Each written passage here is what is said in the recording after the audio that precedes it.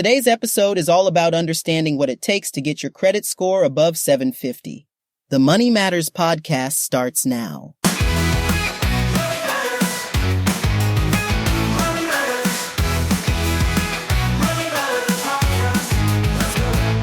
Welcome to the Money Matters podcast, brought to you by American Consumer Credit Counseling. Let's get into the world of personal finance and provide you with the knowledge and tools to take control of your financial future. Whether you're looking to ease anxiety about debt, improve your budgeting skills, or learn effective money management strategies, this podcast is here to help. Let's go. And now, your hosts and financial experts, Richard Hill and Nia Parks. Welcome to the Money Matters podcast. I'm Nia Parks. I'm Richard Hill. Before we dive in, we want to mention that today's episode is brought to you by American Consumer Credit Counseling, a nonprofit organization that provides free financial education, budgeting advice, and debt management services. If you're feeling overwhelmed by debt, ACCC can help you take control of your finances and reduce your financial stress. You can find more information at consumercredit.com. ACCC offers a range of resources that can help you understand your financial situation and create a plan to manage your debt effectively. We've received a lot of questions from listeners who are doing everything right, but are still stuck with credit scores that aren't as high as they'd like. That's right, Nia. For example, one listener wrote in saying, I have no outstanding debt or payments other than my student loans, which I pay. I have a six-figure income. My car is paid off, and I live well below my means. However, my credit score is stuck at 650. I recently paid off my credit card balance, but my score hasn't improved much. Why isn't my score over 700 yet? It's a great question, and it's more common than you might think. Many factors influence your credit score, and sometimes it's not immediately clear why it's not higher. Let's break down some of the key elements that can affect your score. First, let's talk about credit utilization.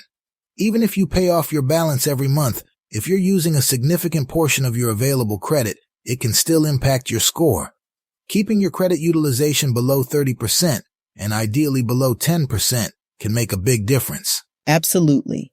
Another important factor is your credit history length.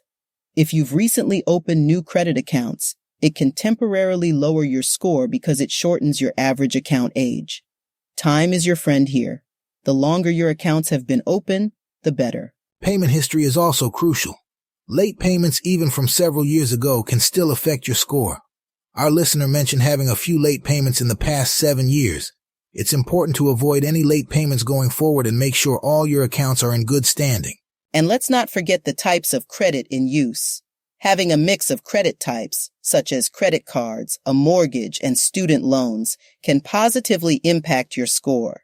It shows lenders that you can manage different types of credit responsibly. Our listener also mentioned using a card for daily expenses and paying it off regularly, which is great for earning travel points. But it's also important to ensure that the balances reported to credit bureaus are low. This might mean making payments multiple times a month to keep reported balances low.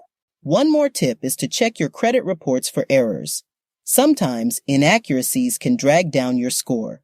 You can get a free credit report from each of the 3 major bureaus, Experian, Equifax, and TransUnion, once a year at annualcreditreport.com. And if you need your score as high as possible for an upcoming loan, you might consider the AZEO method, all zero except one. This means having all your credit cards report a zero balance except for one, which should report a small balance. This can sometimes give your score a boost. Also, make sure you're tracking your FICO score, not just a Vantage score, which can differ significantly. You can get your FICO score for free from several sources, including certain credit card companies and financial institutions. For our listeners aiming for a score above 750, consistency is key. Make your payments on time, keep your credit utilization low, maintain a diverse credit mix, and avoid opening too many new accounts at once. Over time, these habits will help boost your score. And remember, American Consumer Credit Counseling offers free financial education and credit counseling to help you understand and improve your credit score. Visit consumercredit.com to learn more. Your credit score is a crucial part of your financial health. By understanding the factors that influence it and taking proactive steps, you can achieve a high score and enjoy the benefits that come with it. Thanks for tuning in to the Money Matters podcast. If you have any questions or topics you'd like us to cover, feel free to reach out on our social media or through our website. Until next time, take care and remember, your financial health matters.